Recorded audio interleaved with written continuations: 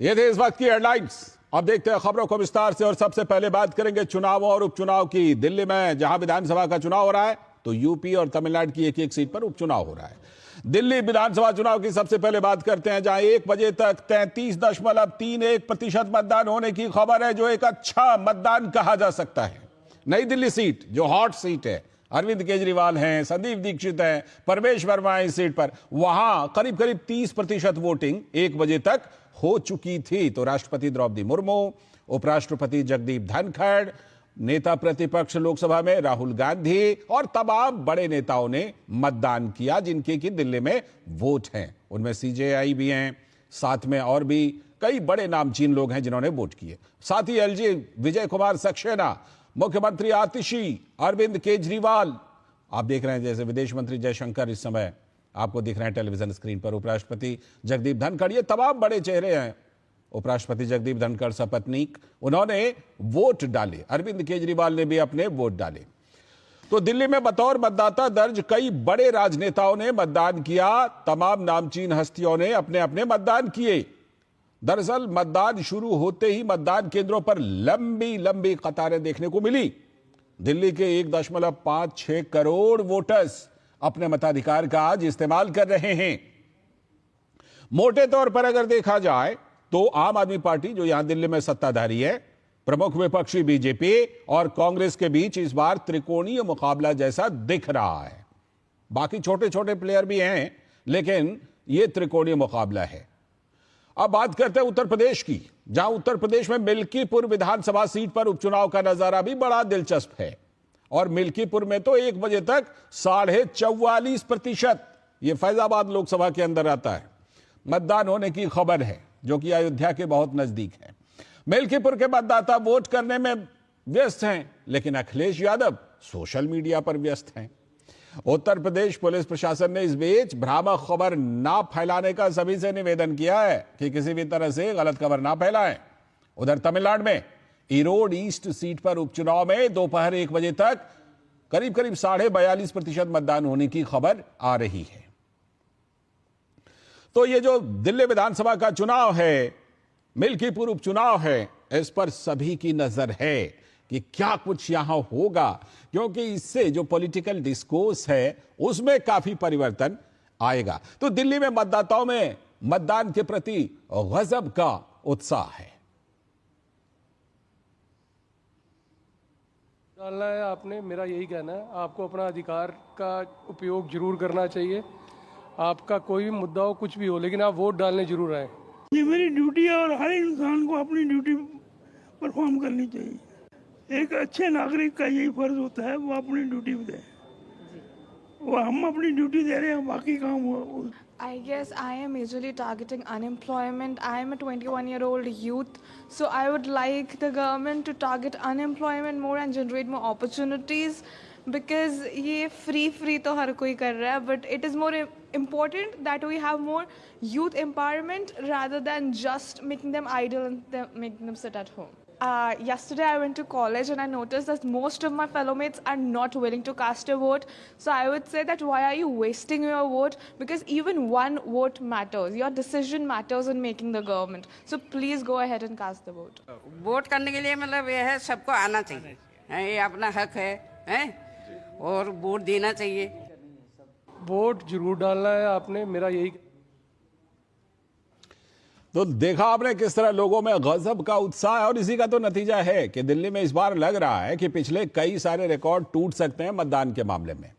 तो सबकी नजर जो है वो दिल्ली विधानसभा चुनाव पर है, और मिल्कीपुर उपचुनाव भी, वो भी बड़ा हॉट है। तो हमारे 2 संवाददाता हमारे साथ जुड़ रहे हैं। हमारे साथ धीरज कुमार दिल्ली से और साथ में आशुतोष शुक्ला मिल्कीपुर उत्तर प्रदेश से जुड़ चुके हैं। मैं पहले धीरज के पास चलता हूं। धीरज, करीब करीब 33.5% मतदान कह लेते हैं 1 बजे तक। अगर पिछले बार से देखें तो ऐसा लग रहा है, संकेत ऐसे मिल रहे हैं कि इस बार दिल्ली में मतदान का प्रतिशत बेहतर हो सकता है पिछले कई चुनावों से, और इसे एक अच्छा मतदान दिल्ली के लिहाज से कहा जा सकता है। धीरज,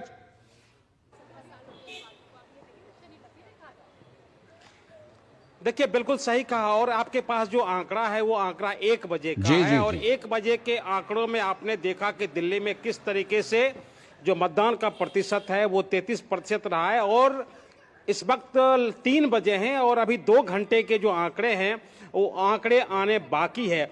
और जिस तरीके से आपने मतदान प्रतिशत की बात करी तो मैं आपको बता दूं कि 2020 के जो विधानसभा के जो चुनाव थे उन विधानसभा चुनावों में 62% का मतदान दिल्ली में हुआ था जी। वहीं 2015 की आप बात कर लेंगे तो वो जो प्रतिशत था वो लगभग 67 के करीब था। तो पिछली अगर विधानसभा चुनाव की अगर हम बात करते हैं तो पिछली विधानसभा चुनाव में जो 5% मतदान कम देखने को मिला दिल्ली में, लेकिन जिस तरीके से 3 बजे भी हम देख सकते हैं कि जो हमारे पीछे का जो पोलिंग बूथ है उस पर जो लोगों का उत्साह है, महिलाओं का उत्साह है, युवाओं का, बुजुर्गों का जो उत्साह है, उस उत्साह को अगर आप देखेंगे तो आप समझ सकते हैं कि शाम के 5 बजते हालांकि जो मतदान 6 बजे शाम को खत्म होगा। इसके अलावा चुनाव आयोग के जो निर्देश है कि अगर 5 बजे के बाद जो मतदान केंद्र के भीतर जो चले जाएंगे वो वोट देकर ही निकलेंगे, चाहे 6 बजे या 7 बजे। जरूर इस बार का जो मतदान प्रतिशत है पिछली बार की तुलना में बढ़ने की पूरी संभावना है। और अभी भी आप देखिए ये नजारा मैं अपने कैमरामैन को बोलूंगा तो आपको दिखाएगा कि देखिए अभी भी जो पुरुष हो चाहे महिलाएं हैं उनके आने जाने का जो सिलसिला है वो सिलसिला जारी है और अभी भी लोग मतदान करने के लिए आ ही रहे हैं जी। तो इस बार हम धन्यवाद दे सकते हैं चुनाव आयोग को, उनकी तैयारियों को कि उन्होंने एक तरीके से महिलाओं के वोट बैंक में, युवाओं में एक तरीके से उत्साह का संचार किया है और जिसका कि नतीजा हम देख रहे हैं। बिल्कुल ये नतीजा दिखाई पड़ रहा है, आंकड़ों में भी ये नतीजा दिखाई पड़ रहा है और आंकड़े तो मिल्कीपुर से भी बड़े जबरदस्त आ रहे हैं। आशुतोष शुक्ला हमारे साथ मिल्कीपुर से जुड़े हुए हैं। आशुतोष, 44.5% का आंकड़ा 1 बजे तक, और जो बात आ रही है कि मिल्कीपुर के मतदाता तो मतदान करने में व्यस्त हैं, लेकिन अखिलेश यादव सोशल मीडिया पर आरोप लगाने में व्यस्त हैं। उन्होंने बहुत पहले से भूमिका बांधनी शुरू कर दी थी अखिलेश यादव ने। लोगों में किस तरह का उत्साह, किस तरह के मुद्दे? आशुतोष देखिए लालचंद, जिस तरह से मतदान यहाँ पर चल रहा है तो अगर 2 बातें यहाँ पर साफ तौर पर निकल करके आती हैं। पहली बात तो यह है कि दिल्ली में प्रदेश का चुनाव हो रहा है, एक हाई वोल्टेज का चुनाव था, प्रचार था, और उसके बावजूद वहां पर मतदान प्रतिशत कहे तो मिल्कीपुर से कम दिखाई देता है। 1 बजे तक लगभग 44% से अधिक लोगों ने यहाँ पर मतदान किया है। लेकिन जहां दूसरी बात कही आपने कि अखिलेश यादव इस वक्त अपने जो है सोशल मीडिया पर व्यस्त हैं, ऐसी कई जगहों पर हमें उदाहरण भी मिले हैं। कई बूथों पर हम पहुंचे जहां पर की सिटी मजिस्ट्रेट और जो जोनल अधिकारी हैं बड़ी तेजी से वहां पर पहुंचे, लेकिन वहां पर पोलिंग स्टेशन पूरी तरह से शांति दिखाई दी। लेकिन कुछ लोगों ने इस तरह के ट्वीट या सूचना दी कि यहाँ पर लोगों को मतदान करने से रोका जा रहा है। तो निश्चित रूप से अफवाहों का बाजार गर्म है और उस अफवाहों के गर्म बाजार में निर्वाचन आयोग निष्पक्ष चुनाव करवाने में व्यस्त है। मतदाता भी अपने पूरी स्वतंत्रता के साथ यहाँ पर मतदान कर रहे हैं। हम अपने कैमरामैन से कहेंगे कि इस पोलिंग बूथ पर जिस तरह से सक्रियता से लोग लगातार आते जा रहे हैं, निश्चित रूप से आने वाले जो घंटे हैं 5 बजे तक जो है यहाँ पर मतदान का प्रतिशत भी अधिक दिखाई देगा। और यह मतदान का प्रतिशत कहीं ना कहीं जो साख और नाक का सवाल बनी है उत्तर प्रदेश सरकार और विपक्ष के बीच में, उस नाक और साख का जो है फैसला भी 8 तारीख को निश्चित रूप से सामने आएगा। बिल्कुल सभी की बड़ी नजर है और जानते हैं दिल्ली विधानसभा के नतीजे पर जितनी नजर है ना, उससे कम नजर मिल्कीपुर पर नहीं है लोगों की, खासतौर पर जो राष्ट्रीय राजनीति में रुचि रखते हैं। धीरज, जैसा कि हम अभी देख रहे थे, कुछ जो मतदाता हैं उनमें नए भी थे, जो कि युवा मतदाता थे, कुछ अनुभवी मतदाता भी थे। वो कह रहे थे कि दिल्ली में इस बार जो है बहुत हो गया, सभी ने फ्री किया है, लेकिन तमाम ऐसे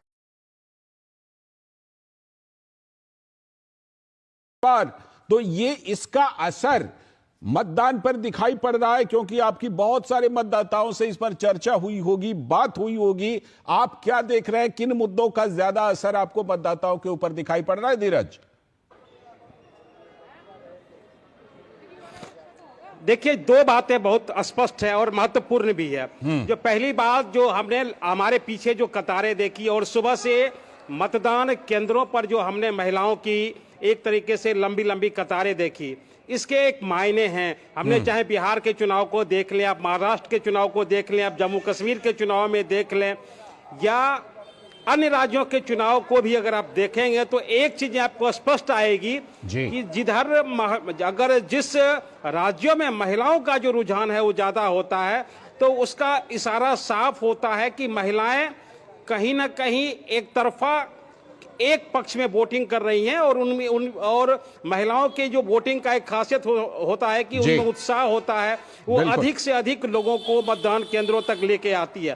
तो पहली बात है कि महिलाओं में उत्साह है। और दूसरी बात जो आपने आम मतदाताओं से बात कही, मैं सुबह के 7 बजे जो रोहिणी विधानसभा सीट के एक पोलिंग स्टेशन पर पहुंचा और हमने साफ तौर पर महिलाओं से 2-3 सवाल किए।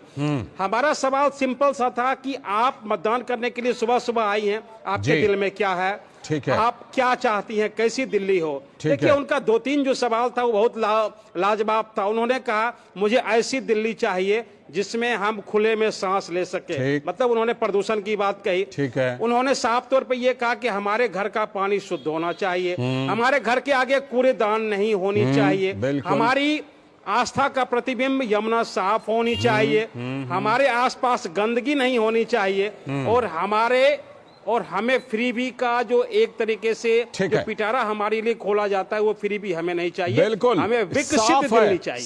साफ है कि लोगों के जहन में इस बार ये मुद्दे बड़े प्रोमिनेंट हैं, सभी के, चाहे वो किसी भी आयु वर्ग के हों, वो बड़े प्रोमिनेंट हैं। आशुतोष, जिस तरह से कि वहां पर मिल्कीपुर को काफी हाई वोल्टेज सीट वो बन गई, खासतौर पर जब से अखिलेश यादव ने अयोध्या का राजा क्वाइन किया था फैजाबाद लोकसभा चुनाव जीतने के बाद से, इस बार वहां मिल्कीपुर में क्या लगता है किस तरह का मुकाबला? बिल्कुल सीधा मुकाबला मान लें भारतीय जनता पार्टी और सपा के कैंडिडेट के बीच, या फिर किसी तरह का कोई और भी कोना बनता हुआ दिख रहा है? आशुतोष। निश्चित रूप से लालचंद, यहां पर सीधी लड़ाई देखी जा सकती है समाजवादी पार्टी और भारतीय जनता पार्टी के बीच में। कारण स्पष्ट है कि बहुजन समाज पार्टी चुनाव मैदान में नहीं है और कांग्रेस पार्टी जो है समाजवादी पार्टी का समर्थन कर रही है। छोटे अन्य दल जो है उन्होंने अपनी यहां पर भागीदारी सुनिश्चित करने की है, उनके उम्मीदवार यहां पर खड़े हुए हैं। लेकिन अगर हम कहें तो मुख्य मुकाबला सपा और भाजपा के बीच में ही है। लालचंद, महत्वपूर्ण यहां की सीट इसलिए हो जाती है कि एक ऐसे वक्त में जब पूरे देश और प्रदेश में रामलला के 500 वर्षों के इतिहास जो है स्थापित किया गया था, यहाँ पर उनकी प्राण प्रतिष्ठा हुई थी और अयोध्या को कहीं न कहीं भारतीय जनता पार्टी जो है अपनी सीट मान करके चल रही थी। लेकिन लोकसभा में हुई पराजय के बाद समाजवादी पार्टी ने भारतीय जनता पार्टी की सरकार बनने के बावजूद उसे तंज कसने के लिए मिल्कीपुर सीट मिली थी। यही कारण है कि मिल्कीपुर सीट को जो है सत्तारूढ़ दल ने अपनी नाक का सवाल बनाया है और वहीं अखिलेश यादव ने इसको साख का सवाल बनाया है। साख और नाक के इस खेल में 8 तारीख को स्पष्ट हो जाएगा कि किसकी नाक गई, किसकी साख बची। लेकिन यह तय है कि मिल्कीपुर के लोग जो है इस चुनावी में अपनी पूरी भूमिका के साथ मौजूद हैं। बिल्कुल। और वहां से मिल्कीपुर से जो कुछ संदेश निकलेगा ना, उसका राष्ट्रीय स्तर पर उसकी बड़ी चर्चा होगी। आप दोनों संवाददाताओं का बहुत बहुत धन्यवाद। आशुतोष, मिल्कीपुर से जुड़ने के लिए, और धीरज, दिल्ली से अपडेट देने के लिए बहुत बहुत शुक्रिया आप दोनों का। अभी वक्त है एक ब्रेक का। ब्रेक के बाद जब लौटेंगे तब करेंगे आज की